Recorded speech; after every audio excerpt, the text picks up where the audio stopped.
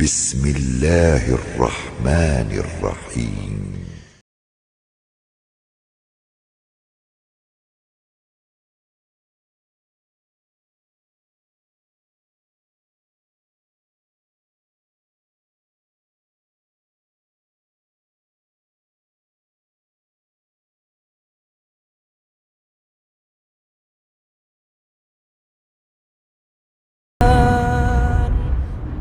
அஸ்ஸலாமு அலைக்கும் வரஹ்மத்துல்லாஹி வபரகாத்துஹு. கண்ணியத்திற்குரிய எல்லாம் வல்ல அல்லாஹுவின் நல்லடியார்களே, அல்லாஹுவின் அருள் பொங்கும் புனிதம் நிறைந்த ரமலான் மாதத்தில் இஸ்லாம் கூறும் உளவியல் என்கிற தலைப்பின் கீழ் மனித மனங்களை செம்மைப்படுத்துவதற்கு இஸ்லாமிய மார்க்கம் காட்டுகிற வழிமுறைகளை தொடராக நாம் அறிந்து வருகிறோம். அதில் நேற்றைய தினம் இறுதியாக பொருளாதார ரீதியாக பின்னடைவில் இருப்பவர்கள், வறுமையில் வாடுகிற மக்கள், அதனால் அவர்களுக்கு ஏற்படுகிற மன நெருக்கடியிலிருந்து தங்களை விடுவித்துக் கொள்வதற்கு என்ன வழி என்பதை குறித்து இஸ்லாம் காட்டுகிற சில செய்திகளை நேற்றைக்கு நாம் இறுதியாக பார்த்திருக்கிறோம். மேலும் அதன் தொடர்ச்சியாக பல்வேறு வழிமுறைகளை அல்லாஹ் நமக்கு சொல்லித் தருகிறான். பொதுவாகவே வறுமை என்பதனுடைய கவலை எப்போது வரும் என்று கேட்டால் ரெண்டு வகையில் இருக்குது. ஒன்று, சாப்பாட்டுக்கே வழி இல்லாத ஒரு நெருக்கடியில் சில பேர் இருக்கிறாங்க என்றால் அவங்களுக்கு இயல்பாகவே அந்த கவலை பீடித்து கொள்ளும். சாப்பிட முடியலையே, பசியாக இருக்குது, என்ன பண்ணுறது, யார்கிட்ட கையேந்தினா அசிங்கமாக போயிருமே அப்படின்னு நினைக்கும் பொழுது இயல்பாகவே அவங்க ஒரு பெரிய மனக்கவலைக்கு ஆளாகுவாங்க. இது யதார்த்தமானது. இதுக்கு அடுத்த ஒரு ஸ்டேஜ் இருக்குது. அது வறுமை அப்படின்ற கவலை வரும், வறுமையினால் ஏற்படுகிற மன அழுத்தம் வரும். ஆனால் நிஜமாக அது வறுமையா அப்படின்னு கேட்டால் வறுமை கிடையாது. அது மற்றவங்களை பார்க்கறதுனால் ஏற்படக்கூடிய வறுமை மாதிரியான ஒரு மன உணர்வு. அது அவங்கள விட பெரிய ஆட்கள், அவங்கள விட வசதி வாய்ப்பில் கூடினவங்க, அந்த மாதிரி ஆட்களை பார்க்குற நேரத்தில் என்கிட்ட இது இல்லையே, அது இல்லையே, அவர் கார் வச்சுருக்காரு, என்கிட்ட ஒரு காரு கூட இல்லையே, அவர் டூ வீலர் வச்சுருக்காரு, என்கிட்ட ஒரு டூ வீலர் கூட இல்லையே அப்படின்னு அடுத்தவங்களை பார்க்கறதுனால ஏற்படக்கூடிய மன அழுத்தம் இருக்குல்ல, அது நிஜத்தில் மன அழுத்தம் கிடையாது, வறுமை கிடையாது. ஆனால் பிறரை பார்க்கிற காரணத்தினால் அவர்களிடம் இருப்பது தன்னிடம் இல்லை என்று நினைக்கும் பொழுது ஏற்படுகிற அழுத்தம். இந்த அழுத்தத்தை நம்ம எல்லாருமே வறுமைன்னு சொல்லிடுவோம். என்கிட்ட போதுமான அளவுக்கு வருமானம் இல்லைப்பா, அதுக்கெல்லாம் வசதி இல்லைப்பா, நானே ஏழையாக இருக்கேன், நானே கஷ்டப்படுறேன் அப்படின்னு சொல்லுவோம். எப்போ சொல்லுவோம்னா இவர் கஷ்டம்லாம் இல்லை, அடுத்தவங்கள்ட்ட இருக்கிற மாதிரியான வசதி வாய்ப்புகள் நம்மகிட்ட இல்லாததுனால தன்னை ஒரு கஷ்டவாளியாக, தன்னை ஒரு வறுமையாக, தன்னை ஒரு ஏழையாக அவராக கற்பனை செய்து கொள்கிறார். அடுத்தவரோட கம்பேர் பண்ணி பார்த்து தன்னுடைய மன அழுத்தத்தை அவர் அதிகமாக்கிக்கிறார். இதுதான் உலகத்தில் பெருவாரியான மக்கள். இன்றைக்கி நம்ம இங்கே இருக்கக்கூடிய ஆட்கள் ஒவ்வொருத்தரும் கற்பனை பண்ணி பாருங்கள். நமக்கு இடையில, நமக்கு சொசைட்டியில் நிறைய பேர் ரொம்ப கஷ்டத்தில் இருக்கேன், ரொம்ப கஷ்டத்தில் இருக்கிறேன், பொருளாதார ரீதியாக பெரிய மேம்பாடு இல்லை அப்படின்னு சொல்லக்கூடிய ஆட்களில் 99% காலையில் சாப்பிடலைங்க, பசியாக இருக்குது, அதனால் கஷ்டத்தில் இருக்குது. அப்படியேப்பட்ட ஆட்களா நம்ம குடும்பத்தில் நீங்கள் யோசிச்சு பாருங்களேன். அக்கா, தம்பி, அண்ணன், தங்கச்சி, எங்கே பார்த்தாலும் இந்த புலம்பல் இருந்துக்கிட்டே இருக்கும். என்னத்தை தான் பாடுபட்டாலும் ஒரு முன்னேற்றம் வர மாட்டேங்குதப்பா, ஒரு டெவலப் பண்ண முடியலையே, ஒரு மேலே வர முடியலையே, அன்றாட வாழ்க்கை அப்படி தானே ஓடுது, வரவுக்கும் செலவுக்கும் தானே சரியாக இருக்குது, மிச்சப்பாடு ஒன்றுமே இல்லையே, இப்படியெல்லாம் புலம்புறோம்ல. இந்த புலம்புற கேஸ் எல்லாம் காலையில் சாப்பிடலை, அவள் பசியாக இருக்கிறோம், அல்லது மதிய சாப்பாட்டுக்கு வெளியே இல்லை, நைட்டு சாப்பிடுவானா இல்லையான்னு தெரியாது, அப்படியெல்லாம் ஒருத்தருக்குமே இல்லை. எல்லாத்துக்கும் அந்த சாப்பாட்டுக்கான வசதியெல்லாம் பெரும்பாலும் இருக்குது. யாராவது ஒருத்தர் 2 பேர் இருக்கத்தான் செய்கிறாங்க. அந்த மாதிரி கேட்டகரியை விட்டுட்டு நம்ம பார்த்தோம்னா பெரும்பாலும் மற்றவர்களை பார்ப்பதனால் அவர்களிடம் இருக்கிற ஒன்று என்னிடத்தில் இல்லை என்று நினைப்பதால் ஏற்படக்கூடிய வறுமை என்கிற உணர்வு தான் தவிர நிஜமாகவே இவர்கள் வறுமை கோட்டிற்கு கீழே வாழ்பவர்கள் இல்லை. அப்படின்னா இவங்களுக்கு என்ன சொல்கிறது மார்க்கம் அப்படின்னா, நீ உன்னிடத்தில் எது இல்லையோ அதை நீ நினச்சிக்கிட்டே இருக்கிற, அதுதான் உன்னுடைய சிக்கலுக்கு காரணம். அப்போ இந்த சிக்கலை மாற்றணும் அப்படின்னா உளவியல் ரீதியாக உன்னிடத்தில் என்ன இருக்கிறதோ அதை நீ சிந்திக்க ஆரம்பிச்சிரு. எது இல்லையோ அதை நினச்சிக்கிட்டே இருக்காமல் எது இருக்குதோ அதை பார்க்க ஆரம்பி. இருக்கிறத பார்க்க ஆரம்பித்தா உன்னுடைய மனம் சமாதானம் அடைஞ்சிரும்.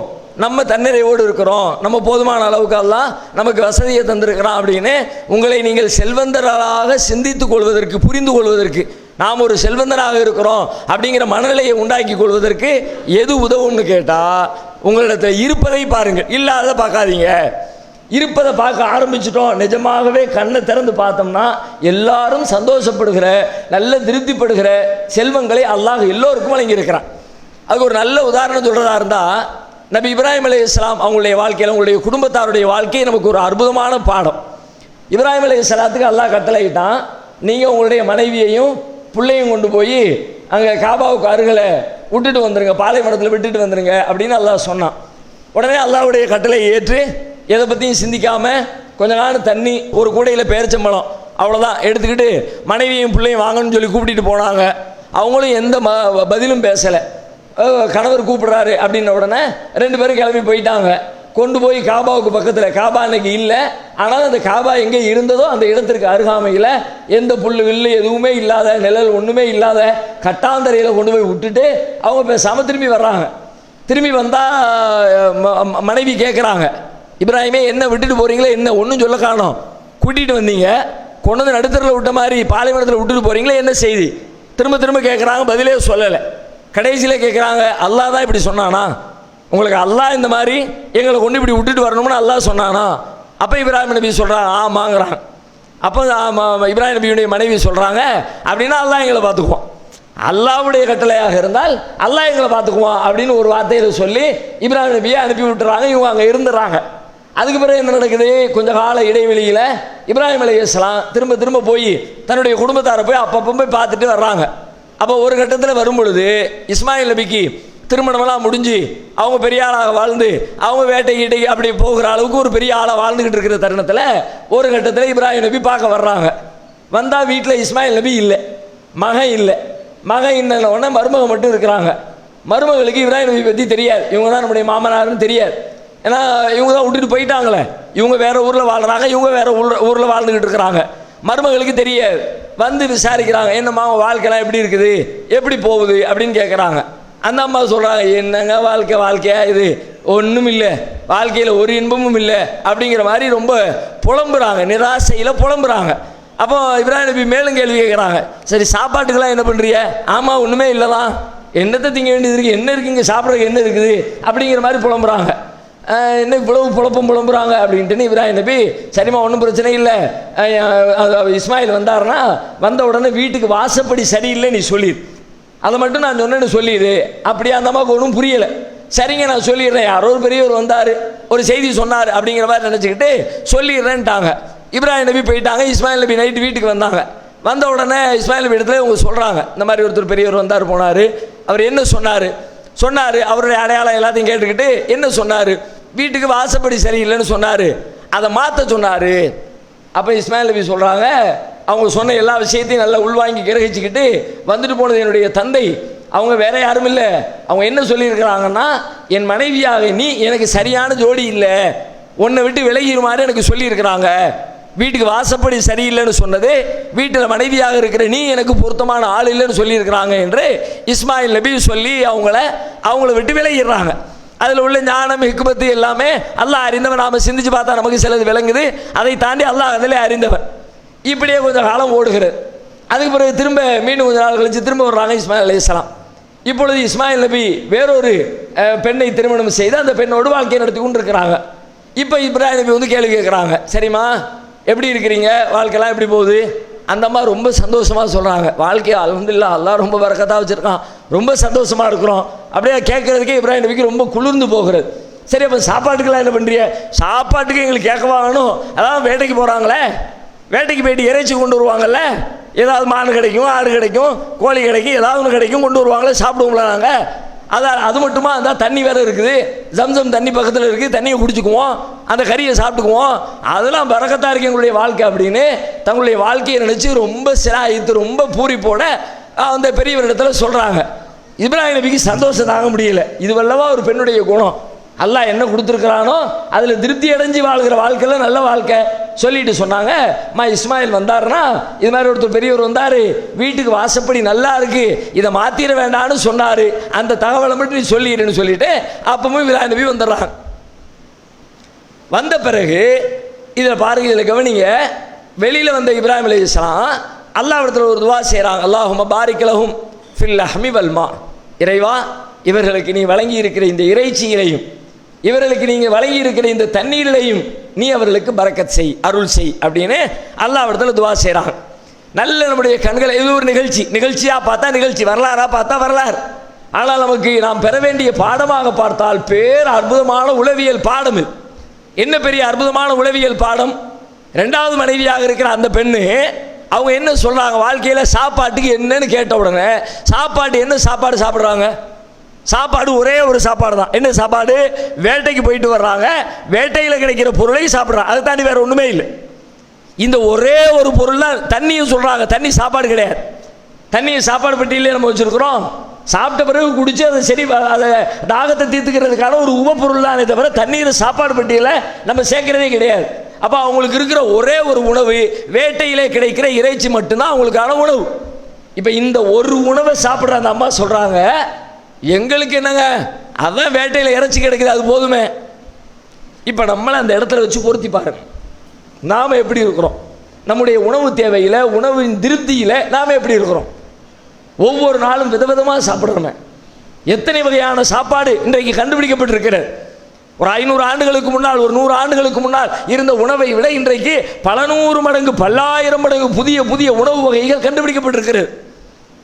அதெல்லாம் டெய்லி ஒவ்வொருத்தர் அவங்க அங்கே ஏரியாவில் உட்காந்து வீட்டில் என்ன தேவை தூக்கி போட்டு இது தூக்கி அதில் போட்டு அது தூக்கி இதை போட்டு கொஞ்சம் கடுகை போட்டு கொஞ்சம் சீரகத்தை போட்டு கொஞ்சம் வெந்தயத்தை போட்டு கொஞ்சம் மிளகை போட்டு அதில் மாவு போட்டு மைதாவை போட்டு கொஞ்சம் கடலை மாவு போட்டு என்னத்தையாவது புதுசாக டிஷ்ஷை ரெடி பண்ணி ஊருக்கு சொல்லிக்கிட்டே இருக்கிறாங்க. சாப்பிடலாம் வாங்க, சமைக்கலாம் வாங்க, ருசிக்கலாம் வாங்க, ஊர் சுற்றலாம் வாங்க, உணவு திங்கலாம் வாங்க, பல்வேறு பேரில் போட்டு தாக்கிக்கிட்டே இருக்கலாம். நம்ம தாய்மார்களும் சளைக்காமல் உட்காந்து எல்லா டிவியும் பார்த்து எல்லா யூடியூப் சேனலையும் பார்த்து கறியை அள்ளி அண்டாவில் கொட்டுறோம். அப்படி 25 கிலோ 30 கிலோ 50 கிலோ இப்போ ரெடி ஆயாச்சு, மசாலா அம்மியில் வச்சு ரெடி பண்ணுன மசாலா ரெடி ஆகிடுச்சு அப்படின்னு அள்ளி போட்டு தாத்தா கிண்டுறாரு.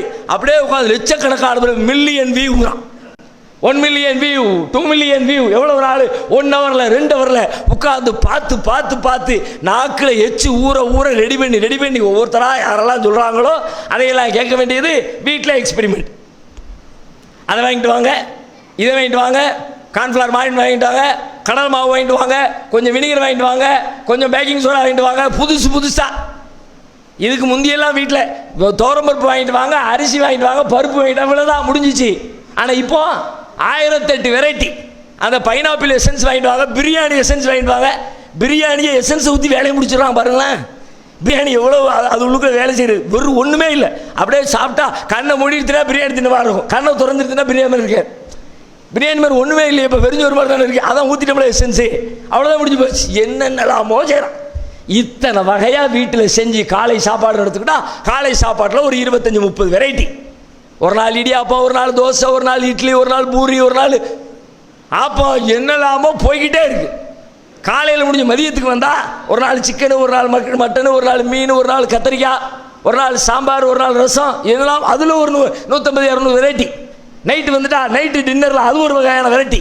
சாயங்காலம் ஸ்நாக்ஸ் அது ஒன்று இது ஒன்றுன்னு சொல்லிட்டு ஒரு நாளைக்கு ஒரு மாதத்தில் நம்ம சாப்பிட்ற சாப்பாடை கணக்கு பண்ணி பார்த்தா ஒரு மாதத்தில் 30 வேளை இருக்குதுன்னு சொன்னால் நம்ம 300 வகையான உணவுகளை சாப்பிட்றோம்.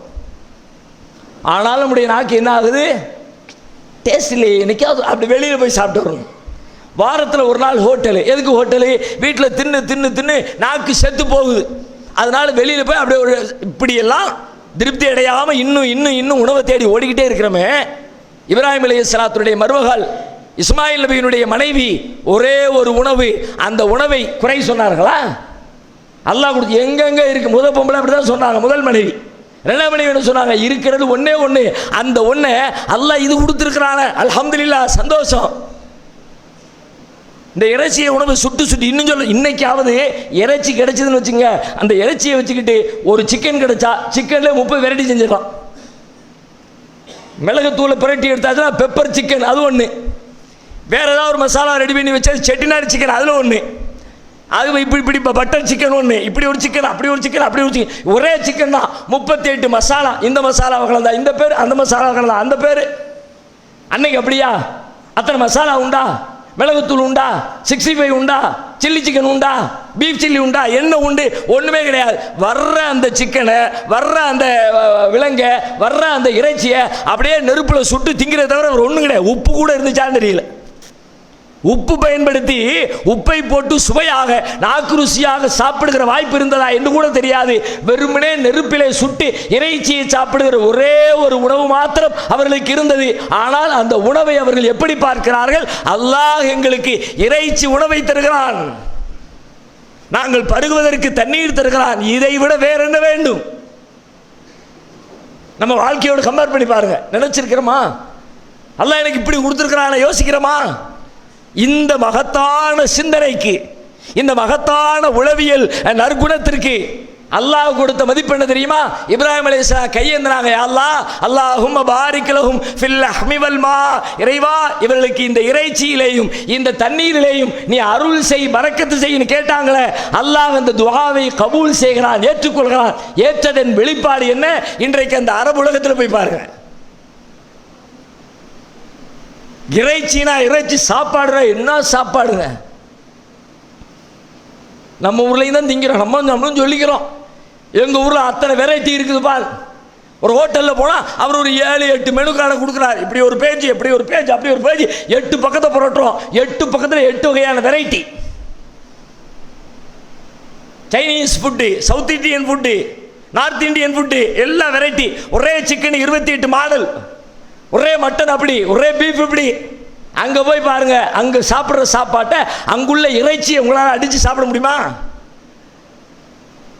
அப்படி பிளேட்டில் கொண்டு முழு ஆடுங்க, தலை மட்டும்தான் இல்லை, அப்படியே முழுசா தோண்டுனா உள்ளுக்குள்ள பாஸ்மதி ரைஸ் வருது, உள்ளுக்குள்ள பாதாம் வருது, முந்திரி வருது, உள்ளுக்குள்ள இருந்து சாப்பாடு அப்படியே பஞ்சு மாதிரி.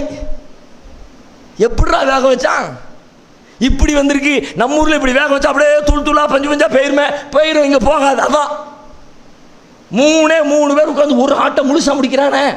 நம்ம 3/4 கிலோ தான் நமக்கு லிமிட்டு. 1 கிலோலாம் வேண்டாம், அது ரொம்ப கூடி மிச்சமாக போயிடும் எங்களுக்கு. 3 பேர் இருக்க வீட்டில் 1 கிலோ 2 கிலோ வாங்கினா அது நமக்கு அவ்வளோகான தேவைப்படாதுல, மிஞ்சி போயிரும்ல. செஞ்சு வீணாக குப்பையில் கொட்ட முடியும். அதனால் எங்களுக்கு 600 கிராம் கொடுங்க. போய் கறிக்கடையில் போய் நின்று பாருங்களேன், மட்டன் கடையில் அது ரேட்டும் ஒரு காரம். சிக்கனாக இருந்தால் 1 கிலோ வாங்கிடுவோம், மட்டனாக இருந்தால் அது 300 கிராம் கொடுங்க, ஒரு 350 கிராம் கொடுங்க, 500 கிராம் கொடுங்க. கேட்குறோம்ல? நம்ம சாப்பிட்ற இறைச்சி எங்க, அவங்க சாப்பிட்டுக்கிட்டு இருக்கிற இறைச்சி எங்க? இவ்வளவு சாப்பிட்றான். இங்கே என்ன, இத்தனோண்டி சாப்பிட்டுட்டு 1/2 கிலோ சாப்பிட்டுட்டு 3/4 கிலோ சாப்பிட்டுட்டு டாக்டர் போன, இறைச்சியை தொற்றாத, பிளாக்கு, ஹார்ட்டில் அடப்பு, கொலஸ்ட்ரால் கூடிடுச்சு, 70%, 80%. அவன் வச்சு நான் மொங்குன்னு மொங்குறான். 2 பேர் உட்காந்துக்கிட்டு ஒரு ஆடு 1.5 ஆடு முழுசா மேய்கிறான். என்ன ஆச்சு? ஒன்றுமே ஆகலையே, நல்லா இருக்கான், நம்மளை விட ஆரோக்கியமாக இருக்கிறான். இன்னும் சொல்ல போனால் நம்மளால் அதிகமாக உடல் உழைப்பு, அரபு நாட்டுக்காரன் இன்றைக்கு உடல் உழைப்பும் கிடையாது, ஆனாலும் ஆரோக்கியமாக இருக்கிறான். இப்ராஹிம் அலைஹிஸ்ஸலாத்துடைய துஆவின் வெளிப்பாடு இல்லையா? தண்ணீரிலே பரக்கத் செய்யுன்னு கேட்டாங்க. தண்ணீரின் பரக்கத்தை பாருங்களேன், உலகமே அதிசயிக்கிறது. ஜம்சம் தண்ணீருடைய பரக்கத் எப்படிப்பட்ட பரக்கத்! உலகத்தில் வேறு எந்த ஊற்றிலாவது இப்படி ஊற்று என்றால் தோண்ட தோண்ட ஊற்றிலே தண்ணீர் கிடைக்கும். ஆனால் இவ்வளவு தோண்டி இவ்வளவு தண்ணீர் இத்தனை நூற்றாண்டு தூர்ந்து போகாமல் உலகத்திற்கு தண்ணீர் கொடுக்கிற ஒரு கிணறு உண்டா? எங்கேயாவது காட்டுங்க பார்க்கலாம். உலகத்தில் எத்தனை ஆயிரம் ஆண்டுகள், 1 வருஷம் 2 வருஷமா, 50 வருஷம் 100 வருஷமா, பல ஆயிரம் ஆண்டுகள் ஆயிடுச்சு. இப்ராஹிம் அலைஹிஸ்ஸலாம், இஸ்மாயில் அலைஹிஸ்ஸலாம் காலத்திலிருந்து இன்னைக்கு வரைக்கும் இடைவிடாது சப்ளை பண்ணுது. எவ்வளோ பேருக்கு? 50 பேர், 100 பேருக்கா, 1000 பேர், 1,00,000 பேருக்கா? ஒவ்வொரு நாளும் பல கோடி கணக்கான பேர்.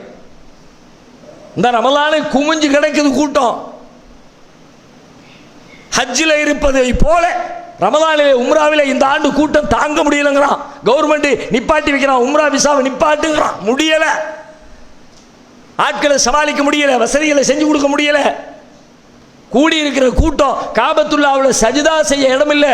அத்தனை லட்சம் மக்கள் திரண்டிருக்கிற அந்த அத்தனை லட்சம் மக்களும் குடிக்கிறார்கள், அத்தனை லட்சம் மக்களும் சேகரிக்கிறார்கள், அத்தனை லட்சம் மக்களும் தங்களுடைய ஊர்களுக்கு ஜம்சம் தண்ணீரை எடுத்து செல்கிறார்கள். 1 நாள் 2 நாளா, 1 மாதம் 2 மாதமா, ஓராண்டு 2 ஆண்டா, இத்தனை 1000 ஆண்டுகள் தொடர்ந்து இந்த நிகழ்வு நடைபெற்றுக் கொண்டே இருக்கிறது. இதன் பின்னணியிலே இதன் ஆரம்ப கால காரணகர்த்தாக்களாக இருந்த இப்ராஹிம் அலைஹிஸ்ஸலாத்தினுடைய குடும்பத்தின் பங்கு முக்கியமானது. இருப்பதை என்கிட்ட என்ன இருக்கு, ஐயோ அங்கே போனால் சிட்டிக்கு போனால் நல்லா சாப்பிடலாமே, நிறைய ஹோட்டல் இருக்குமே, விதவிதமாக சமைச்சு தருவாங்களே, இப்போ என்கிட்ட என்ன இருக்குது அது போதும், அதை நினச்சிப்பார். அல்லாஹ் உனக்கு இன்னைக்கு என்ன கொடுத்துருக்கான், என்ன காசு இருக்குது, எவ்வளோ வருமானம் இருக்குது, வீடு இருக்கா, ஓகே அல்ஹம்துலில்லாஹ். வாடகைக்கு உனக்கு குடி இருக்க முடியுத, பல பேர் வாடகைக்கு குடி இருக்க முடியாமல் அது கூட இல்லாமல் பிளாட்ஃபார்ம் இருக்கான, உன்கிட்ட என்ன இருக்குது அதை பார். அப்போ அடுத்து கேட்போம் என்ன இருக்குன்னு பார்க்கணும்னா, என்னப்பா இருக்கு பார்க்கறதுக்குமா சொன்னோன்னு வச்சுக்கோங்களேன், என்ன இருக்கு பார்க்க, ஒரு 2 வீலர் இருக்கா, ஆஃபீஸுக்கு டெய்லி காலங்காத்தால் 8 மணிக்கு கிளம்பி 15 கிலோமீட்டர் போயிட்டு வர்றதுக்குள்ளே இந்த டவுன் பஸ்ஸில் ஏறி அவன் ஸ்டாப்பெல்லாம் நின்று முந்தி இப்போ பிரேக்கை போட்டு இடித்து மண்டையில் வந்து சேர்றதுக்குள்ளே போதும் ஆயிடுது. ஒரு 2 வீலர் இருக்காப்பா, என்ன இருக்கு, இருக்கிறத பாரு ஒன்றும் இல்லையம்மா. அடுத்து நபிகளார் வழி சொல்றாங்க, அப்படி நினைக்காத, உன்கிட்ட இருக்கிறது என்னங்கிறத நீ பார்க்க ஆசைப்படுறியா, அப்படின்னா உனக்கு ஒரு வழி சொல்லித்தரேன் கேளு. என்ன வழி சொல்லித்தரேன், ஒய்தா நதர அஹதுக்கும் அலாமன் ஃபுல்லில அலைஹி ஃபில் மாலி வல் ஹல்க். உங்களில் ஒருத்தர் தன்னுடைய தோற்றத்திலோ தன்னுடைய செல்வத்திலோ தன்னை விட மேம்பட்ட ஒருவரை பார்க்க நேர்ந்தால் உடனே சைத்தான் வந்துருமா, அவர்கிட்ட அது இருக்கு என்கிட்ட அது இல்லையே, அவர்கிட்ட இது இருக்கு என்கிட்ட இது இல்லையே, அவருக்கு வீடு இருக்கு எனக்கு வீடு இல்லையே, அவர்கிட்ட கார் இருக்கு எனக்கு கார் இல்லையே அப்படின்ற எண்ணத்தை சைத்தான் கொடுத்துருவான். அப்ப நீ என்ன பண்ணணும் தெரியுமா, ஃபல்யன்துர் இலா மன் அஸ்ஃபல மின்ஹு. உடனே நீ என்ன பண்ணு, உன்கிட்ட என்ன இருக்கோ அது கூட இல்லாம ஒருத்தன் இருப்பான் பாத்தியா, அவனை நீ பார், உன்னை விட கீழே உள்ளவனை பார், கண்ணை திறந்து பார். நீ போய்கிட்டு இருக்க, பஸ்ஸில் போற, பஸ்ஸில் கூட போக முடியாமல் ரோட்டில் நின்றுக்கிட்டு கையை காட்டி லாரி வருது நிப்பாட்டுங்க, 2 வீலர் வருது நிப்பாட்டுங்க. நீ பஸ்ஸில் போகிறது பெரிய இலக்காரமாக துன்பமாக நினைக்கிறியப்பா. 2 மணி நேரம் நின்று சுயமரியாதை இழந்து பஸ்காரன் நிப்பாட்டுவான், 2 வீலரை நிப்பாட்டணும் சட்டமா, லாரிக்காரன் நிப்பாட்டணும் சட்டமா, பார்க்குறோம்ல ஹைவேஸில். சாயங்கால நேரத்தில் போய் பாருங்க, கூலி வேலை பார்த்துட்டு அந்த 10 ரூபாய் காசை மிச்சப்படுத்த மாட்டோமா, அந்த 5 ரூபா காசை மிச்சப்படுத்த மாட்டோமா, அதை கொண்டு பிள்ளைங்களுக்கு ஒரு பிஸ்கட் பாக்கெட் வாங்கிட்டு போக மாட்டோமா, மறுநாள் தேவையை பூர்த்தி செய்ய மாட்டோமா அப்படின்னு ரோட்டு நின்று கையை காட்டுறாங்க. நீ பஸ்ஸில் 10 ரூபா கொடுத்து கண்ணியமா ஏறி சீட்டில் உட்காந்து ஊர் வந்தோன்னு இறங்கிட்டப்பா. அப்படி ஒரு இடம் இல்லாமல் எத்தனை பேர் ரோட்டில் நிற்கிறான் யோசிப்பார். திங்கக்கிழமை காலையில் ஹார்ட் அட்டாக் வருதுன்னு சொன்னோம்ல ஏற்கனவே. அப்போ நம்ம சகோதரர் சொன்னார், திங்கக்கிழமை காலையில் வேலைகளுடைய டென்ஷனு எனக்கும் அப்படி தான் இருந்துச்சு. அவர் சொல்கிறார், அன்னைக்கு முடிஞ்சோன்னு வந்து சொன்னார், நீங்கள் சொன்னது 100% கரெக்டு, பயங்கரமான மன அழுத்தம். அன்னைக்கு காலையில் ஏண்டா நம்ம இந்த வேலையை செய்கிறோம் நினைக்கிற அளவிற்கு கடுமையான மன அழுத்தம், அதை செய்யணுமே இதை செய்யணுமே, அங்கே பேமெண்ட் இங்கே பேமெண்ட், எப்படி இதை முடிச்சுட்டு வரப்போகிறோம்னு காலையில் பெரும் மன அழுத்தத்தோடு இருந்தேன். ஒரு நாள் ஒரு உரையை கேட்டேன். அவர் சொன்னார், ஒரு உரை, அந்த உரை நிகழ்த்துகிறவர் பேசுகிறவர் சொல்லுகிறார், திங்கட்கிழமை காலையில் இப்படிப்பட்ட ஒரு மனநிலைக்கு நிறைய பேர் ஆட்படுகிறார்கள். இந்த வேலையை பார்க்கணுமே அந்த வேலையை பார்க்கணுமே நெருக்கடியில் இருக்கிறான்.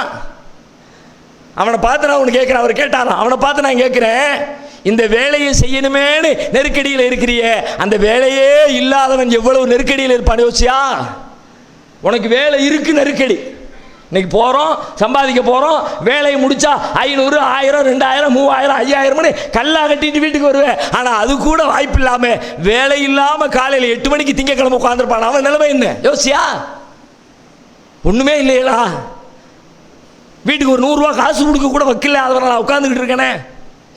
எத்தனை கடையில் ஏறி இறங்கிட்டேன், எத்தனை கம்பெனியில் ஏறி இறங்கிட்டேன், ஒருவேளை நமக்கு ஒரு வேலை தர மாட்டேங்கிறானே என்கிற மனநிலையோடு திங்கட்கிழமையின் காலை 8 மணியை சந்திக்கிறவனுடைய மன அழுத்தம் எப்படி இருக்கு யோசித்து பார். அதை கேட்டதுலேருந்து அதுக்கப்புறம் நான் ரொம்ப ரிலாக்ஸ் ஆகிட்டேங்க. அதுக்கப்புறம் எனக்கு திங்கட்கிழமை காலையினுடைய டென்ஷன் இல்லவே இல்லை. அப்ப வறுமை என்று சொல்லுகிற நீங்கள் வறுமையில் உங்களுக்கு கீழே இருக்கிறவரை பாரு, கண்ணை திறந்து பாரு. அப்படி பார்த்தா உனக்கு ஏற்பட்டிருக்கிற சந்தோஷமா, அல்லாஹ் எனக்கு எவ்வளவு கொடுத்துருக்கா அல்ஹம்துலில்லாஹ்.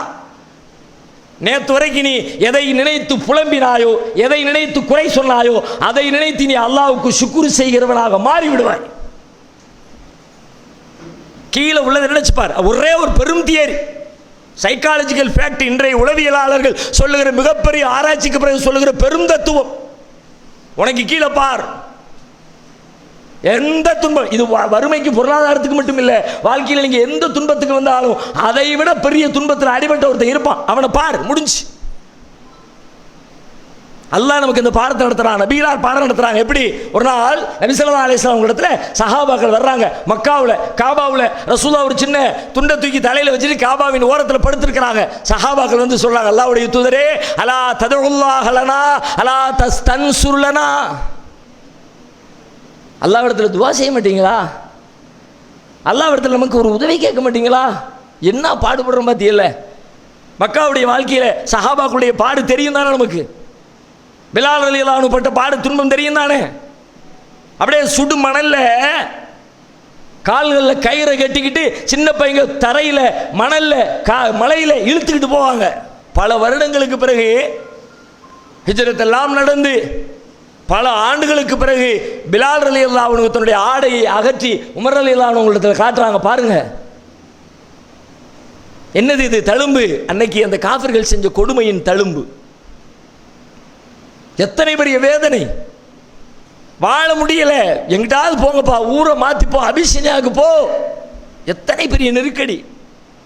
முஸ்லீம்னு சொல்லிக்க முடியலையே, நான் முகமது ஆளு அப்படின்னு சொல்ல முடியலையே. வெளியூர்ல இருந்து ஒருத்தர் வர்றாரு, ரசூலுல்லாஹ்வை பார்த்து அவங்க சொல்ற செய்தி என்னன்னு தெரிஞ்சுக்கணும்னு வர்றாரு. வந்தவர் தேடி தேடி பார்க்கிறாரு, ஆளு தெரியல. வெளியே கேட்கறக்கே பயமா இருக்கு. ஒரு கட்டத்தில் அலி ரலியல்லாஹு அன்ஹு உங்களை பார்த்துட்டு மெதுவாக ரகசியம் கேட்குற மாதிரி நான் ஒன்று சொல்லுவேன், தப்பாக நினச்சிக்காத, அப்படி இப்படி நான் ஆளை கூல் பண்ணி முகம்மதுன்னு ஒருத்தர் இருக்கார, அவரை கொஞ்சம் பார்க்கணுமே. நல்ல வேளை அவர் அலி ரலியல்லாஹு அன்ஹுவை பார்த்து கேட்டார். அது யாராவது காபிரை பார்த்து கேட்டிருந்தா முடிஞ்சு, அப்பமே தூக்கியிருப்பானு ஆளை. அது ஒன்றும் கவலைப்படாது, நம்மளால தான் அப்படின்ட்டு வா கூட்டு போகிறேன்னு சொல்லி கூட்டு போகிற அந்த நிகழ்வை படிச்சிங்களா, கேட்டிருக்கீங்களா? எப்படி கூட்டு போவாங்க? வா முகமது பெரிய தலைவர், வா அல்லாஹ்வுடைய தூதர், நான் அப்படி இல்லை. அன்னைக்கு பட்ட சிரமம் எப்படி? என் கூட வந்தா நீ முகமது ஆளுன்னு உன்னையும் கண்டுபிடிச்சிருவானுவ, எனக்கு நெருக்கடி மாதிரி உனக்கு நெருக்கடி ஆயிரும். நான் பேசாம போய்கிட்டே இருப்பேன், நீ பின்னாடி வந்துக்கிட்டே இருக்கணும். திடீர்னு யாராவது யாருக்குமாரா மேப்படி எவனாவது வந்தாமனா நான் சாம அப்படியே ஒன்றுக்கு இருக்கிற அந்த பக்கம் திரும்பிடுவேன். நீ யாரோ உன் வேலையை பார்த்துட்டு போய்கிட்டே இருக்கணும். நம்ம கூட வந்து ஒரு உட்காந்துருக்காருன்னு நீனும் பக்கத்தில் உட்காந்து ரெண்டு பேரையும் சேர்த்து வச்சு சாத்துவானுவா. எத்தனை பெரிய நெருக்கடி. அப்படியே அந்த அந்த நிகழ்வை கற்பனை பண்ணி பாருங்க. வார்த்தையாக கேட்கக்கூடாது, நீங்கள் உணர்ந்து பார்க்கணும். சான்ஸே இல்லை. இப்படிப்பட்ட நெருக்கடியான காலகட்டத்தில் நபிகளார் இடத்துல வந்து கேட்குறாங்க, அல்லாஹ்ட்ட ஒரு துவா செய்ய மாட்டீங்களா? அல்லாஹ் நினைச்சாலும் இந்த கஷ்டம்லாம் தூசி தானே, ஒரு செகண்டில் எல்லாம் பஞ்சா பறந்துருமே, அல்லாஹ்விடமிருந்து ஒரு உதவி வரக்கூடாதா? நாமெல்லாம் இருந்தால் சரிப்பா பொறுமையார் என்ன பண்ணுறது அப்படிமோ. அல்லாஹ்வுடைய தூதர் வழிகாட்ட வந்தவர் இல்லையா, உளவியல் மருத்துவர் இல்லையா, சைக்காலஜிக்கல் டாக்டர் தன்னுடைய தோழர்களுக்கு மருத்துவத்தை துவக்குகிறார்கள். தோழர்களே வாருங்கள், என்ன கேட்குறியே, துன்பப்பட்டுங்கிறீங்களா? நான் ஒரு கதை சொல்கிறேன், வரலாறு சொல்கிறேன், கேட்டுக்க.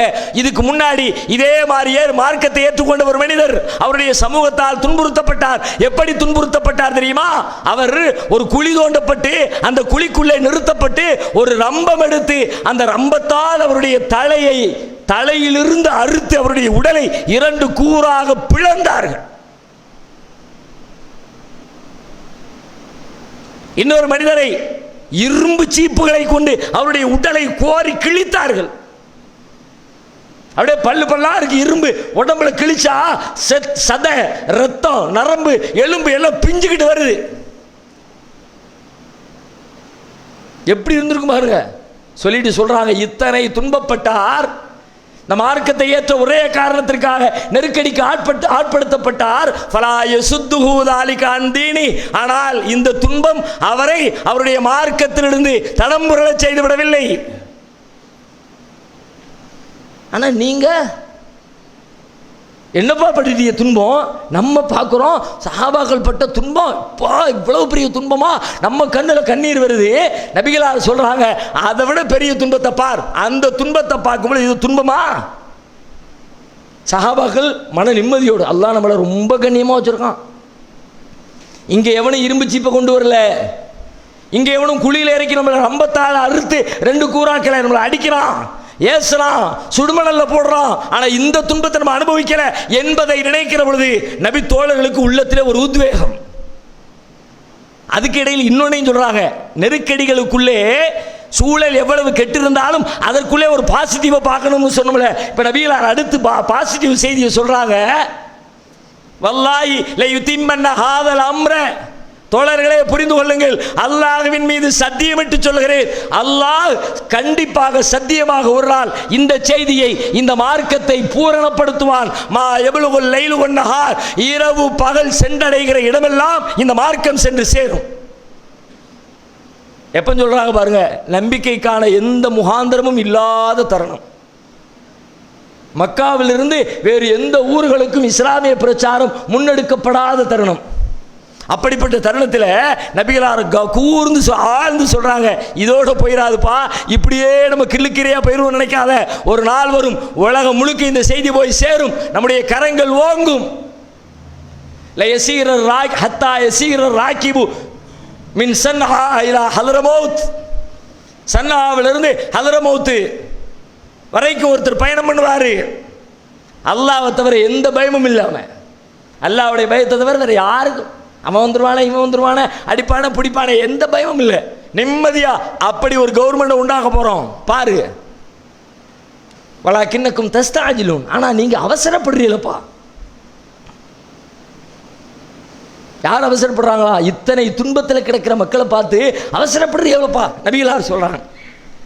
இதன் வழியாக நபிகளார் நடத்துகிற பாடம் என்ன? வேற ஒண்ணுமே இல்லை. ஒரு துன்பம்னு உனக்கு தோணுதா, அதை விட பெருந்துன்பத்தை நினைச்சுப்பார். இந்த துன்பம் துன்பமே இல்லாம வறுமையா, உன்னுடைய வறுமையை விட வறுமை கோட்டுக்கு கீழே இன்னொருத்தர் இருப்பான், அவனை கற்பனை பண்ணிப்பான். உன் வறுமை வறுமையே இல்லைன்னு உனக்கு தோணும். நபி ஸல்லல்லாஹு அலைஹி வஸல்லம் அவங்களுக்கு அல்லாஹ் இதே பாடத்தை நடத்துறான். நபிகளார் தாவா மார்க்கத்தை கொண்டு போய் சேர்க்கிற நேரத்தில் ஏருக்கு மாற அந்த மக்கள் கேள்வி கேட்குறான், பேசுகிறான், விமர்சனம் பண்ணுறான். ரசூலுல்லாஹ்வுக்கு கொஞ்சம் கவலையாக இருக்கு. அல்லாஹ்வே சொல்கிறான், அதை ஃபல அல்லக்க தாரிக்கும் பஅதமா யூஹா இலைக்க வலாயிக்கும் பிஹி சதுருக்க அன் யகூலு லௌலா உன்ஸில இலைஹி கன்ஸுன் அவ் ஜாமஹு மலக்குன். நபியே, அந்த மக்கள் பேசுகிற பேச்சு உங்களுடைய உள்ளத்தை நெருக்கடிக்கு ஆளாக்குகிறது. உங்களுக்கு அருளப்பட்டிருக்கிற இந்த செய்தியிலே கொஞ்சத்தை நீர் அதனாலே விட்டுவிடக் கூடும் போல் இருக்கிறது. அப்படின்னா என்ன? இது ஏன்பா போட்டு சொல்லிக்கிட்டு, சொன்னா கிண்டல் பண்றான், நக்கல் பண்றான், ஏத்துக்க மாட்டேங்கிறான், பேசாம சொல்லாம இருந்துருவோமா? ஃபல அல்லக்க தாரிக்கும், நீர் விட்டுவிடக் கூடும், விட்டு விட்டீர்னு சொல்லல. அவன் கொடுக்குற நெருக்கடியை பார்த்தா பேசாம வாய் பற்றி சும்மா இருந்துருவான். அங்கிருந்து செய்தி வேறு, அங்கிருந்து செய்தி வேறு, வர்ற செய்தியை சொல்ல போய் தானே அவன் தேவையில்லாமல் கேள்வி கேட்டு நம்ம நக்கல் பண்ணுறான். என்னெல்லாம் கேட்குறான்? லவ்லா உன்ஸில அலைஹி கன்ஸ், இவருக்கு ஒரு பெரிய பொக்கிஷம் இருக்கக்கூடாதா? அவ் ஜாமஹு மலக்கு, இவரோடு ஒரு தூதர் வானவர் வரக்கூடாதா?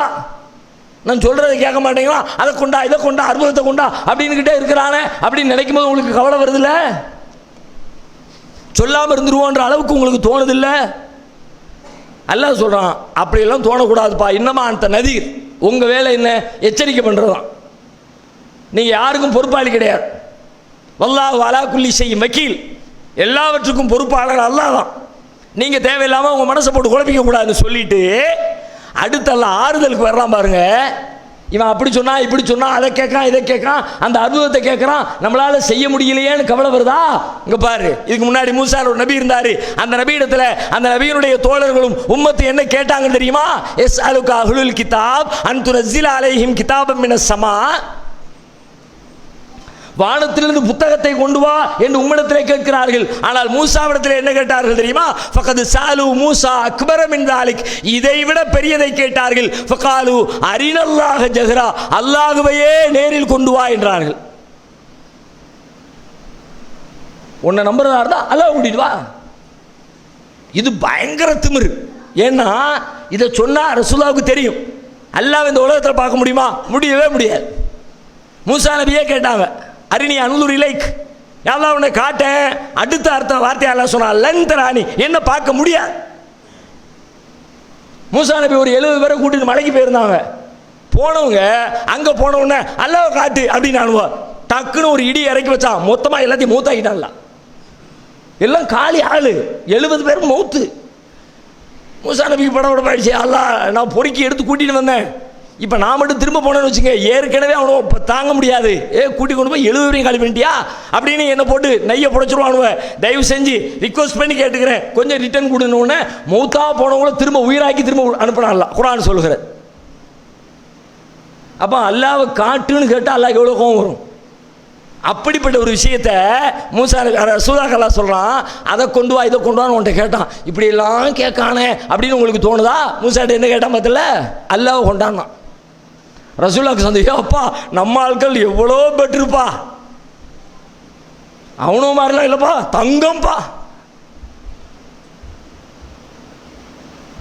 நம்ம வீட்டில் பிள்ளை இருக்கும், பக்கத்து வீட்டில் போயிருப்போம், அந்த நம்ம பிள்ளைய கரிச்சு கொட்டிக்கிட்டே இருப்போம். ஒரு வேலை செய்தியா, எப்போ பார்த்தாலும் செல்ஃபோனில் உட்காந்துக்கிட்டு இருக்க, ஒரு படிக்கியா, நல்ல மார்க் அடிக்கியா, படுத்த பாயை சுருட்டி வைக்கியா, ஒரு வேலையை செய்தியா, செஞ்சா உருப்படியா செய்தியா, திட்டிக்கிட்டே இருப்பான். பக்கத்து வீட்டுக்கு போன பிறகு தான் தெரியுது, வீட்டுக்கார்ட்ட வந்து சொல்லுவோம், நம்ம பிள்ளை தங்க முடி, பிள்ளைய பற்றி வச்சுருக்கான பேய் பிசாசு, போன நேரத்துலேருந்து பரண்டி எடுத்துருச்சு. தோணுதா? இப்போ ரசூலாவுக்கு தோணுது, மூசா நபி சம்பந்தம் மனுஷங்க தான் அவங்க எல்லாம் அந்த பாடுபடுத்திருக்கானோ மூசாவை. நம்ம மக்கள் எவ்வளோ மேல். உங்களுக்கு துன்பமும் தொல்லைகளும் வருகிறதா, வறுமை கவலையை தருகிறதா, இன்னலையும் இடுக்கண்களையும் மனது ஏற்படுத்துகிறதா, உங்களை விட இன்னலில் மாட்டிக்கொண்டிருக்கிறவரை கற்பனை செய்யுங்கள், உங்கள் இன்னலெல்லாம் இல்லாமல் போகும். நபி ஸல்லல்லாஹு அலைஹி வஸல்லம் நிறைய நேரங்களில் இந்த ஃபார்முலாவை ஃபாலோ பண்ணிக்கிட்டே இருப்பான், அல்லாஹ்வும் ஃபாலோ பண்ணிக்கிட்டே இருப்பான். ரசூல்லாட்ட வந்து ரசூல்லாவுக்கு அல்லாஹ் ஒரு வசனம் இருக்கணும், எல்லாரும் இனிமேல் ஹஜ் பண்ணிடணும், வசதி உள்ளவர் ஹஜ் செய்யுங்க. உடனே ஒரு சஹாபி வந்தார், அவளை குல்லாமின் யாரும் சொல்லலாம், அல்லாஹ்வுடைய தூதரே ஒவ்வொரு வருஷமுமா ஹஜ் பண்ணணும் அப்படின்னு கேட்டார். ரசூல்லா ஆன்சர் பண்ணலை, இவர் விடுற மாதிரி தெரியல, திரும்ப கேட்டார், குல்லாமின் யாரும் சொல்லலாம், அல்லாஹ்வுடைய தூதரே ஒவ்வொரு வருஷமும் ஹஜ் பண்ணணும். ரெண்டாவது தடவை ரசூல்லா ஆன்சர் பண்ணலை. அந்த மனுஷன் விட வேண்டியதானே, சரி ஏதோ சொல்ல மாட்டேங்கிறாங்க. அது ஜோசப் மறுப்பி போய் கேட்டார்ல, எனக்கு நோய் இருக்கு ஏதாவது சொல்லுங்கன்னு, என் வாட்சி சரியில்லைன்னு இருந்தாரு. அந்த மாதிரியாவது இவர் புரியலை. ரசூல்லாட்ட கேட்டே தீரணும். குல்லாமின் யாரும் சொல்லலாம். ரசூல்லா டென்ஷன் ஆகிட்டாங்க, ஒவ்வொரு வருஷமும் ஹஜ்ஜுக்கு போகணுமா, ஏன் ஒவ்வொரு வருஷமும் போகணுமா எனக்கு சொல்ல தெரியாதோ? வளவு குழுத்து நாம்ல வஜபத்து வளவு வஜபத்து லம்மஸ்தத்தாத்தும். நீங்கள் கேட்குற கேள்விக்கு நான் ஆமான்னு சொன்னால் அது சட்டமாயிடுச்சுன்னா உங்களால் செய்ய முடியுமா? ஆமாப்பா ஒவ்வொரு வருஷம்னு சொன்னால் செய்வியா நீ? இப்போ ஆயிலில் ஒரு தடவை செய்ய சொன்னதுக்கு 1008 கால்குலேஷன். எப்போ 3 லட்சம் ரூபா ஆகுது ஹஜ்ஜுக்கு? இவன் பக்கத்தில் 3 லட்சம் தான் சொல்லுவான், அந்த கடையை ஒட்டி இருக்கிற பக்கத்து கடையை 50,000 அங்கங்கே பிரட்டி போட்டோம்னா அது அடுத்த வருஷம் அப்படியே டெவலப்பர் 2 மடங்கு ஆயிரும். இந்த 3 லட்சத்தை கொண்டு அதில் போடவா? ஆயிலில் ஒரு 3 லட்சத்தை செலவழிக்கிறதுக்கு மொத்த வாழ்க்கையில் ஒரு 3 லட்சம் 3.5 லட்சம் 4 லட்சம் செலவு பண்ணி ஹஜ்ஜுக்கு போனால் அந்த 3 லட்சத்துக்கு 30,000 கால்குலேஷன் பண்ணுற வருஷம் ஹஜ்ஜுக்கு போகணும்னா எல்லாரும் சொல்லிடுவாங்க, அதெல்லாம் நமக்கு முடியாதுப்பா. பெரிய பெரிய ஆட்களுக்கு யார் சொல்லுவா?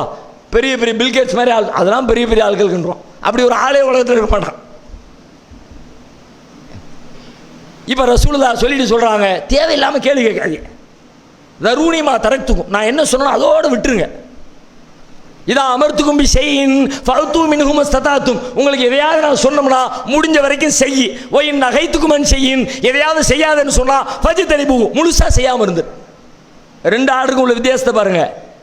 எதையாவது ஒன்று செய்யின்னா முடிஞ்ச வரைக்கும் செய், எதையாவது செய்யாதுன்னா முழுசாக செய்யாமல் இருந்து. அதோட விட்டுரு. தொண கேள்வி கேட்டுக்கிட்டே இருக்க. ரசூலுல்லாஹ் டென்ஷனில் இருக்கிறாங்களா? அப்புறம் அல்லாஹ் வசனம் இருக்கிறான், உங்கள்கிட்ட கேள்வி கேட்டால் உங்கள்கிட்ட கோவம் வருதா? இதோ பார் வரலாறு, மூசா நபி இடத்துல கேட்ட கேள்விகளை பார் அப்படின்னு. மூசா நபி ஒரு மாட்டை அறுக்க சொன்னார். ஒரு ஆள் செத்து போயிட்டான், கொலை பண்ணவனை கண்டுபிடிக்கணும். அல்லாஹ் சொன்னான், ஒரு மாட்டை பிடிச்சி அறுத்து அதிலிருந்து ஒரு துண்டை எடுத்து அடிக்க சொன்னானா? மூசா நபி சொன்னாங்களா? உடனே பனு இஸ்ரவேலர்கள் கேட்டாங்க, என்ன எங்களை கிண்டல் பண்ணுறீங்களா? மூசா நபி கிண்டல்லாம் பண்ணலப்பா, அல்லாஹ் சொன்னது சொல்லிட்டேன். அப்படியா? மாட்டை எடுத்து ஆளை கண்டுபிடிச்சிடலாமா? சரி ஓகே. அப்போ அந்த மாடு என்ன மாடுன்னு சொல்லுங்க, அல்லாட்ட கேளுங்க. அது சொல்கிறான், என்ன மாடுங்க சொல்லுங்கன்னு சொல்லலை. காலுதோலனா ரப்ப கையு பையில்லனா மாகிய, உங்கள் இறைவனிடத்தில் கேளுங்கள் அந்த மாடு என்ன மாடு என்று கேளுங்கள். மூசா நபி திரும்ப, அல்லா அந்த மாடு என்ன மாடு? அல்ல அல்லாஹ் சொன்னால் ஃபாக்ரோ இல்லை உணுஹா காலகிய காலுதோலனா ரப்ப கையு பையில்லனா மாகிய கால இன்னஹூ யகூல் இன்னஹா பக்கரத்துன் லா ஃபாரிலும் லா புக்கு. அது கிழட்டு மாடும் இல்லை, அது ரொம்ப இள வயசு மாடும் இல்லை, ரெண்டுக்கும் இடையில நடுத்தரமான ஒரு மாடு. அறுக்க சொல்லிட்டான் அல்லாஹ். வந்தமா ஒரு இள வயசு மாட்டை பிடிச்சமா அறுத்தமா வேலையை முடிச்சிருக்கான். இவன் தான் பெரிய கேள்வி கேட்கிறவனாச்சே. அடுத்த கேட்டான், காலுதுலனா ரொம்ப கையுபை இல்லனா மாகிய. அல்லாஹ் வயசை சொல்லிட்டான், ஆனா நிறத்தை சொல்லலையே. மூசாவே அல்லாஹ்ட்ட கேளுங்க, மாட்டின் நிறம் என்ன கேட்கணுமா? கேட்டே ஆகணும். திரும்ப அல்லாஹ்ட்ட, அல்லாஹ் நிறம் என்ன? அல்லாஹ் பக்கரத்துன் சஃப்ரா பாக்கவுல் லவுனுஹா தசுர்ரு நாதிரி, பார்க்கிறவர்களை ஈர்க்கிற தூய்மையான கரு மஞ்சள் நிற மாடு. அப்போமாவது சொல்லி முடிச்சிருக்கலாம் இவன். சரி, ஒரு கருமஞ்சள் மாடு, ஒரு நடுத்தர வயசு மாடு பிடிச்சமா அறுத்தமா வேலையை முடிச்சிருக்கலாம். இவன் தான் விட மாட்டானே. அடுத்து திரும்ப காலுதுலனா ரொம்ப கையுபையிலனா மாகிய. இன்னும் எங்களுக்கு டீட்டெயில் பத்தலையே, இன்னும் தெளிவா. இன்னொரு பக்கரத்தை தஷாப அலையினா, இந்த நீங்கள் சொல்கிற மாடு எங்களுக்கு ரொம்ப கன்ஃபியூஸாக இருக்குது. ஒயின்னா இன்ஷா அல்லாஹ்வுல முகத்ததும், அல்லாஹ் நாடுனா இன்னும் தெளிவாக டீட்டெயில் வந்தால் நாங்கள் இந்த வேலையை முடிச்சிருவோம். திரும்ப போய் யாரெல்லாம் டீட்டெயில் வேணுமா? உடனே அல்லாஹ் அப்படியாப்பா டீட்டெயில் வச்சுக்க. மாடு என்ன மாடுன்னு கேட்குறியா, டீட்டெயில் கேட்குறியா? அந்த மாடு பக்கரத்துல்லா லூலுன் வலா துசீருல் அருள வலா தஸ்கில் ஹரிச முசல்லமத்துன் லாஷியத ஃபீஹா. அந்த மாடு ஏர் உழுதுருக்காது, நீர் இறைத்திருக்காது, மாட்டின் உடலில் எந்த மாசோ மருவோ எதுவுமே இருக்காது. சொல்லிட்டு இதை சொன்ன ஒன்று சொல்கிறான், காலுல் ஆன ஜித்த பில் ஹக்கு. முசாவே இப்பதான் தெளிவான டீட்டெயிலோடு வந்திருக்கிய. இப்போ பாருங்க, இந்த அப்படிங்கிற மாட்டை தேடி பாரு. தேட போனா தேடுறான் மாடு நடுத்தர வயசு மாடுன்னு பார்த்தா கண்ணங்கரேன்னு இருக்கு. கருப்பா இருக்கக்கூடாதுன்னு பார்த்தா கிளடு தட்டி போயிருக்கு. கிளடா இருக்கக்கூடாதுன்னு பார்த்தா நீர் அடைச்சிருக்கு. நீர் அடைக்கக்கூடாதுன்னு பார்த்தா நிலத்தை விழுதுருக்கு. நிலத்தை விழக்கூடாதுன்னு பார்த்தா உடம்புல மச்சம் இருக்கு. அப்பா என்னத்தான் செய்யுது இல்லையே. இதை பார்த்தா அதை இடிக்க, அதை பார்த்தா இதை இடிக்க. ஆமா வேற என்ன? நீ தானே கேட்ட, நீ தானப்பா கேட்ட. அல்ல என்ன சொன்னா, மாட்டை பிடிச்சாரு. ஊரில் வச்ச மாடு இருக்கு, ஏதோ ஒரு மாடை பிடிச்சி அறுப்பானா? அது வெள்ளையா சொல்லையா, ஹைட்டா குட்டையா, மஞ்சளா கருப்பா பச்சையா வெள்ளையா? இந்த வரலாறு வந்தோன்னு ரசூலுல்லாஹ் எப்படி இருந்திருக்கும்? வருஷம் ஹஜ்ஜி செய்யணுமான்னு தானே அந்த ஆள் கேட்டார். என்ன பெருசாக கேட்டு விட்டார். வருஷம் ஹஜ்ஜி செய்யணுமான்னு கேட்டேன். நல்ல கேள்விப்பா, வெரி குட். மூசா நபி வரல. வெறும் தியரி அல்ல, கதை அல்ல, நகைச்சுவை அல்ல, வரலாறு பாடம், உளவியல் பாடம். உங்கள் வாழ்க்கையிலே நெருக்கடிகளை பிரச்சனைகளை சந்திக்கிற பொழுது அதை விட ஒரு பெரிய நெருக்கடி உலகத்தில் இருந்தே தீரும். இல்லாமல் என்ன மாதிரி யாருமே இல்லை, சொல்லவே முடியாது. ஆனால் நம்ம அப்படி சும்மாத்துக்கும் சொல்லிக்கும். எனக்கு வந்த கஷ்டம் மாதிரி யாருக்குமே வந்திருக்காதுப்பா. கூப்பிட்டு போய் உட்கார வச்சு விவரத்தை கேட்டோம்னா ஒன்று இருக்க புஸ்வானமாக இருக்கும். இவனா கற்பனை பண்ணிக்கிட்டு என்ன மாதிரி உன்னை சுற்றி பாரு, கண்ணை திறந்து பாரு, எல்லாத்தையும் பார்த்தா தரப்ப தெரியும். இப்படி அல்லாஹ் ரப்புல் ஆலமீன் உன்னை அந்த வறுமை என்கிற மனநிலையிலிருந்து, பெரும் கவலையிலிருந்து மீட்டெடுப்பதற்கு உன்னை விட இன்னொருவனை, தாழ்ந்தவனை, பெரும் துன்பத்தில் இருப்பவனை பார் என்கிற பாடத்தின் வழியாக நமக்கு உளவியல் சிகிச்சை தருகிறான். அதோடு நிறுத்தல, மேலும் இன்னும் பல வழிகளை மார்க்கம் சொல்கிறது. இன்னொரு வழி என்ன? தர்மம் செய், தர்மத்தை அதிகப்படுத்து. தர்மத்தை அதிகப்படுத்தினா என்ன? ஒன்றுமே இல்லைங்கிற, ஒன்றுமே இல்லைன்னாலும் என்னமாவது இருக்கும். எந்த அளவுக்கு தர்மம் செய்ய சொல்லிச்சுமா இருக்கும்? இத்தக்கின்னார் வலவு பிஷிக்கி தம்ரா, பேரித்தம்பளத்தில் ஒரு துண்டை பிச்சு கொடுத்தாவது தர்மம் செய். அது கூட இல்லாமல் இருக்குல்ல. காசையும் கேட்டுட்டு ஒரு ஆள் 4 பேரித்தம்பளம் போட்டார். அப்போ அதில் ஒரு 2 பேரித்தம்பளத்தை நீ தின்னுக்க, ஒரு பேரித்தம்பளத்தை இன்னொருத்தன் கொடுத்துரு. இல்லை, அந்த மாதிரி இல்லைன்னு சொல்லவே முடியாது. எதையாவது தர்மம் தர்மம் பண்ணினா என்ன ஆகும்? தர்மம் பண்ண பண்ண பண்ண உனக்கு கீழே இருக்கிறவன் யாருன்னு தெரிஞ்சுக்கிட்டே. யாருக்கு நீ தர்மம் பண்ணுவ? தர்மம் பண்ணணும்னு கையில் ஒரு 10 ரூபாய் எடுத்தாச்சு. நம்ம இன்னைக்கு 100 ரூபாய் சம்பாதிச்சோம். சரி, ஒரு 5 ரூபாயை தர்மம் பண்ணிடலாப்பான்னு 5 ரூபாயை எடுத்தா ஊரில் யார் நல்ல பெரிய பணக்காரர் அவருக்கு கொண்டு கொடுப்போம்? ஒன்றுமில்லாத ஆளுக்கு தானே கொடுப்போம். அப்போ ஒன்றை விட கீழே இருக்கிறவனை கொண்டு போய் கொடுக்கும் பொழுது இவன் நம்மளை விட கீழே, நம்மகிட்டையாவது 100 ரூபா இருக்குப்பா, அவன்கிட்ட அது கூட இல்லை, 5 ரூபாய்க்கும் 3 ரூபாய்க்கும் 1 ரூபாய்க்கும் கையேந்திக்கிட்டு இருக்கிறான். நீ கொண்டு தர்மம் பண்ணுறவன் உன்னை விட பரம ஏழையா, உன்னை விட தேவையுடையவனா அப்படி இருப்பான். அப்படி நீ கொடுக்கிற பொழுதெல்லாம் உனக்கு அல்லாஹ் கொடுத்திருக்கிற அந்த கிஃப்ட், அல்லாஹ் செஞ்சிருக்கிற பொருளாதார தன்னிலை உனக்கு தெரியும். நபி ஸல்லல்லாஹு அலைஹி வஸல்லம் வாழ்க்கையை பாருங்க. நபிகளார் எவ்வளவு தர்மம் பண்ணான். நபிகளார் நம்ம நினைச்சிருவோம் ரசூலுல்லாஹ் ரொம்ப ஏழ்மையில் இருந்தாங்க, வறுமையில் இருந்தாங்க, வறுமையான வாழ்க்கை வாழ்ந்தாங்க, உண்மைதான். பல நாள் சாப்பிடாம இருந்தாங்க, உண்மைதான். சாப்பாட்டுக்கு வழி இல்லாமல் பல நாள் நோன்பு வச்சாங்க, உண்மைதான்.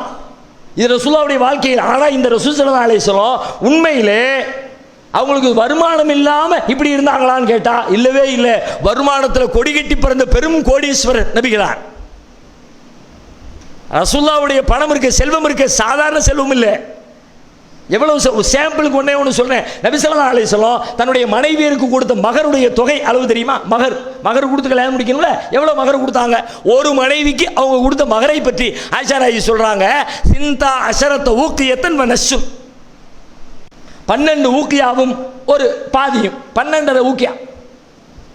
ஒரு ஊக்கியாக்கு என்னப்பா கணக்கு அப்படின்னு அங்க அந்த காலத்து கணக்கு இந்த காலத்து கணக்கையும் கம்பேர் பண்ணி பார்த்தா இந்த 12.5 ஊக்கியாவுக்கு எவ்வளவு கணக்கு வருதுன்னா 375 கிராம் தங்கம். 12.5 ஊக்கியாவா?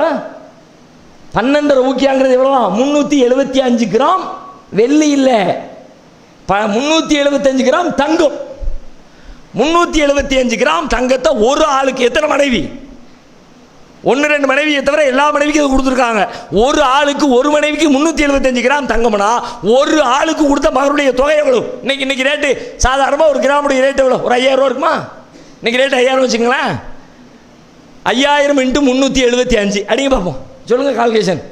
18,75,000 ரூபாய் ஒரு மனைவிக்கு அவர்கள் கொடுத்த மகர் தொகை. நம்ம மொத்த வாழ்க்கையை சேர்த்து பார்த்தாலும் ஒரு மனைவிக்கு 18.25 கணக்கு கரெக்டு தானே? 18.25னா 10 பேருக்கு 1,80,00,000 ஏன்னா 87 லட்சமா? 1,87,00,000 லட்சம். தலை கிருக்குறீங்கதா? நபிகளார் அவ்வளோ சம்பாதிச்சாங்க, அவ்வளவு செலவழிச்சாங்க. இப்படி நிறைய செலவு. ரசூலுல்லாஹ் செஞ்ச செலவுகளை எல்லாம் பார்த்தீங்கன்னா அப்படியே பிரமிப்பாக இருக்கும். அவங்க ஹஜ்ஜுக்கு வரும்பொழுது, உம்ராவுக்கு வரும்பொழுது அவங்க கொடுத்த குர்பானி தெரியுமா? ஹதீஸில் பார்த்துருக்கீங்களா? 100 ஒட்டகங்கள். ஒரு ஒட்டகம் மொழி புதிங்கிடும். ஹஜ்ஜு பிராலி கொடுத்து பாங்களேன். ஆடு கொடுக்கலாம் எனக்கு, மாடு பரவாயில்லப்பா, அதுவும் மார்க்கத்தை அனுமதிக்கப்பட்டது தானே. எதுக்கு? அது 2500 ரூபாய் முடிஞ்சிருதுல. இதுல 8000 ரூபா, 9000 ரூபா, 10,000 ரூபா பெரிய பட்ஜெட்டாக இருக்கு. அதில் இங்கே அங்கே 2200 தானா? அந்த பள்ளியாசம் இல்லை, 300 ரூபா கம்மி. ஓடு இங்கிருந்து அங்கே கொண்டு போய் 300 ரூபாய் கொடு. 100 ஒட்டகம், 63 ஒட்டகங்களை தன் சொந்த கரத்தால் அறுத்து விட்டு அதுக்கு பிறகு மிச்சம் உள்ளதை தான் மருமகன் அழிய கூப்பிட்டு நீ அறுத்து கொடு. எத்தனை பெரிய செல்வந்தர் சாதாரணமா? நம்ம ரசூலுல்லாஹ்வுடைய ஒன் சைடு மட்டுமே பார்த்துட்டோம், இன்னொரு சைடு பெருசு. அல்லாஹ்வே சொல்றான், வஜதக ஆயிலன் ஃபாக்னா, நபியே உம்மை தேவையுடையவராக ஏழையாக உமது இறைவன் கண்டான், உங்களை அவன் செல்வந்தன் ஆக்கினான். அல்லாஹ் செல்வந்தன் ஆக்கினு சொன்னதுக்கு பிறகு ரசூலுல்லாஹ் பிடிச்சி ஏழையாலன்னு சொல்லலாமா? நம்ம முதல்ல ரசூலுல்லாஹ் ஏழையா இருந்தாங்களாம். அல்லாஹ் சொல்றான், ஏழையா இருந்தீங்க, ஏழையா இருந்த உங்களை நான் பணக்காரன் ஆக்கிட்டேன். அல்லாஹ் பணக்காரன் ஆக்கினான். எவ்வளவு பணம்? அப்படி தாறுமாறுமான பணம். மதீனாவுக்கு வர்ற யார் வந்தாலும், எந்த வழிபோக்கர் வந்தாலும், எந்த பயணி வந்தாலும் எல்லாருக்கும் சாப்பாடு எங்க? ரசூலுல்லாஹ்வுடைய வீட்டில் தான் சாப்பாடு. என்னைக்காவது ரசூலுல்லாஹ் வீட்டில் தட்டுப்பாடு சாப்பாடு இல்லைன்னா தான் அடுத்த ஆளுக்கு போகும். யாராவது வந்தாச்சுன்னா வீட்டுக்கு ஆள் அனுப்புவாங்க, என்ன இருக்கு பார்த்துட்டு வா. மஸ்ஜித் நபவியில் தங்கி இருக்கிறவங்களுக்கு ஆட்டில் பால் கறந்து குடிக்கணுமா? அந்த ஆட்டுப்பால் யாருடைய ஆட்டுப்பால்? ரசூலுல்லாஹ்வுடைய ஆட்டுப்பால். அவங்க வச்சிருந்த பண்ணையிலிருந்து அந்த பால் சப்ளை ஆகும். குர்ஆன்ல ஒரு வசனமே இருக்கு, ரசூலுல்லாஹ்வுடைய வீட்டில் போய் சாப்பிட்றதுக்கான ரூல்ஸ் அண்ட் ரெகுலேஷன் அப்படின்னு சூரத்துல் அஹ்ஸாப்ல ஒரு பெரிய வசனமே இருக்கு. ஒண்ணுமே இல்லாம, சோத்துக்கு வழி இல்லாம அவங்களே திண்டாடிக்கிட்டு இருந்தா இந்த வசனமே வீண் தானே. ரசூலுல்லாஹ்வே சாப்பாட்டுக்கு வழி இல்லாம அடுத்த ஆள் வீட்டில் சாப்பாட்டுக்கு போயிருக்க ஆளா இருந்தா ரசூலுல்லாஹ் வீட்டுக்கு சாப்பிட போனா நீங்க எப்படி நடந்துக்கணும், எப்படி சாப்பிடணும், சாப்பிடணும் எப்படி விடணும், பெரிய வசனங்க. யா அய்யுஹல்லதீன ஆமனூ லா ததுகுலூ புயூத்தன் நபிய்யி இல்லா யூதன லக்கும் இலா துஆமின் கைர நாதிரீன இனாஹு வலாக்கின் இதா துஇத்தும் ஃபதுகுலூ ஃபைதா துஇன்தும் ஃபன்தஷிரு. பெரிய செய்தி. முஃமின்களே, நபியுடைய வீட்டுக்கு சாப்பிடணும் போனா கூப்பிட்டா போங்க, சாப்பிட்ட உடனே வந்துருங்க. உட்கார்ந்து கதை பேசிக்கிட்டு இருக்காது. இவெல்லாம் முஸ்தனிசீன் அலி ஹதீஸ். கதை பேசுகிற அளவுக்கு அப்போ இடம் இருந்திருக்குன்னு அர்த்தம் தானே. வீடு எவ்வளோ பெருசு? நம்ம வீட்டையெல்லாம் இத்தனோண்டி தான் வச்சுருக்கோம். தீப்பெட்டி சைஸில் வீட்டில் தான் ரசூலுல்லாஹ் இருந்தாங்க. இல்லை, கடல் மாதிரி வீடு இருந்துச்சு ரசூலுல்லாஹ்க்கு. கைர நாதிரீன இனாஹு, போனீங்களா சாப்பிட்டுட்டு வாங்க, சாப்பாட்டு பாத்திரத்தையே பார்த்துக்கிட்டு இருக்காது. அந்த வேலை நடந்திருக்கப்போ அன்னைக்கு இன்றைக்கி சில பேர் பழக்கத்தில் கல்யாணம் வீட்டுக்கு வந்தாங்கன்னா நேராக பின்வாசல் வழியாக அப்படியே சமையலுக்கு போயிடுவான்.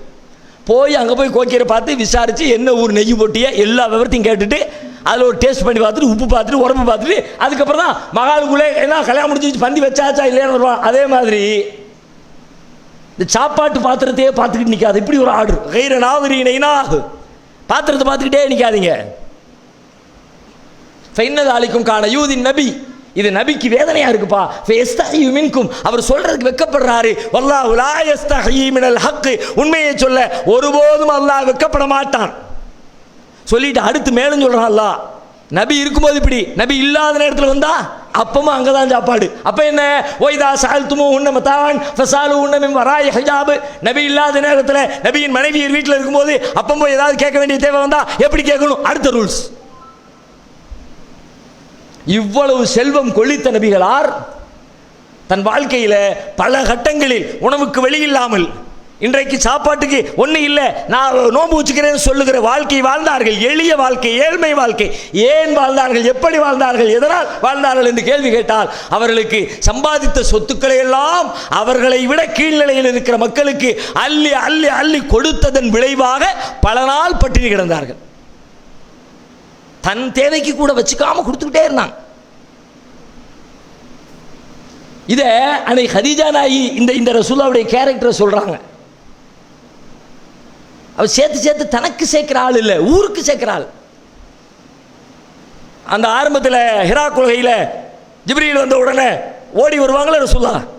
அப்போ ஹதீஜா நாயி போர்வையை போத்தி ஆறுதல் சொல்லுவாங்களே, அந்த ஆறுதலை சொல்லுவாங்க, வல்லாஹி லா யுஹ்ஸீகல்லாஹு அபதா, அல்லாஹ்வின் மீது ஆணையாக ஒருபோதும் அல்லாஹ் உங்களை இழிவுபடுத்த மாட்டான். ஏன் தெரியுமா, இன்னக லதஸிலுர் ரஹீம் வ தஹ்மிலுல் கல் வ தக்ஸிபுல் மாதூம் வ துக்ரியுல் லைஃப் வ துஈனு அலா நவாயிபில் ஹக். இன்னக லதஸிலுர் ரஹீம், நீங்கள் உறவுகளை சேர்ந்திருக்கிறீர்கள். வ தஹ்மிலுல் கல், சிரமப்படுவோரின் சிரமங்களை சுமக்கிறீர்கள். வ தக்ஸிபுல் மாதூம், இல்லாதவர்களுக்காக நீங்கள் உழைக்கிறீர்கள். இந்த வார்த்தை தான் மொத்த ரசூலுல்லாஹ்வுடைய வாழ்க்கைக்கான கேள்விக்கு வர்ற பதில். தக்ஸிபுல் மாதூம், இல்லாதவருக்கு உழைக்க. நாம் நமக்கு உழைப்போம், போக மிஞ்சியதை பிறருக்கு கொடுப்போம். நமக்கான ஆர்டரும் அப்படித்தான். ஆனால் நபிகளார் தனக்கு உழைத்தவர் அல்ல, பிறருக்கு உழைத்து தேவையுடையவருக்கு கொடுத்துட்டு அதுல மிஞ்சினதை தனக்கு எடுத்துக் கொள்கிறவராக நபிகளார் இருந்திருக்கிறார்கள். துக்ரியுல் லைஃப், விருந்தினர்களை நீங்கள் கண்ணியப்படுத்துகிறீர்கள். விருந்தாளி ரசூலுல்லாஹ், நீங்க இப்படிப்பட்ட ஆளு. அப்ப இப்படி நபி ஸல்லல்லாஹு அலைஹி வஸல்லம் கொண்டு கொண்டு கொடுத்தாங்கன்னா அந்த கொடுத்த உணர்வு தான் அவங்கள வறுமைங்கிற ஃபீலிங்கே. சாப்பிட வழி இல்லை பல நாள், ஆனால் ஒரு நாள் ஒரு சூழல் தான் நம்ம இப்படி இருக்கமே நினைச்சதே இல்லை. ஏன் தெரியுமா, ஒவ்வொரு நாளும் தனக்கு கீழே உள்ளவனை பார்த்து அவனுக்கு 10 ரூபா, இவனுக்கு 5 ரூபா, இவனுக்கு 100 ரூபா, இவனுக்கு 20 ரூபா, இவனுக்கு 30 ரூபா கொடுத்துக்கிட்டே இருந்ததுனால தனக்கு கீழ் உள்ளவனை காலம் முழுக்க பார்த்ததனால் தனக்கு அல்லாஹ் கொடுத்திருப்பது பேரின்பம் என்று நினைத்தார்கள். இன்னைக்கு நம்ம தான் பார்க்கறதுக்கே வெட்கப்படுறோமே. ஏழைகளின் பிச்சைக்காரர்களின் கண்களை பார்ப்பதற்கே பல பேர் கூச்சப்படுகிறோமே. கண்ணை பார்த்தா எங்க டக்குன்னு பார்த்து கையை நீட்டிடுவானோ, கொடுக்க வேண்டியது வந்துருமோ, அதனால அவர் நினைக்காரன் தெரியாத மாதிரி தலை கீழே புரிஞ்சுட்டு நேருக்கு நேரம் கண்களை யோசிச்சு பாருங்க. ஏழைகளின் யாசகர்களின் கண்களை நேருக்கு நேராக நீங்கள் பார்த்த தருணம் எது? பெரும்பாலும் பார்த்திருக்க மாட்டீங்க. அப்போ நபிகளார் இவ்வளவு உச்சத்தில் தன்னை மிகப்பெரிய செல்வந்தராக எண்ணினார்கள். அதையே உலகத்திற்கும் சொன்னார்கள். லைசல் கினா அன் கஸ்ரத்தில் அருள் வலாக்கின்னல் கினா கின நஃப்ஸ். உலகின் பொருட்கள் அதிகமாக இருப்பவன் செல்வந்தன் அல்ல. வலாக்கின்னல் கினா கின நஃப்ஸ், போதும் என்ற உள்ளம் எவனுக்கு இருக்கிறதோ அவனே. எனக்கு நிறைய இருக்குப்பா, என் தேவைக்கு போக நிறைய மிச்சம் இருக்கு, அதனால நான் உனக்கு கொடுக்குறேன், அவனுக்கு கொடுக்குறேன், அவனுக்கு கொடுக்குறேன் அப்படின்னு நினைச்சதுனால நபிகளார் பெரும் செல்வந்தர். அப்போ நீங்கள் உங்களுக்கு அல்லாஹ் கொடுத்ததை தர்மம் செய்ய ஆரம்பிங்க.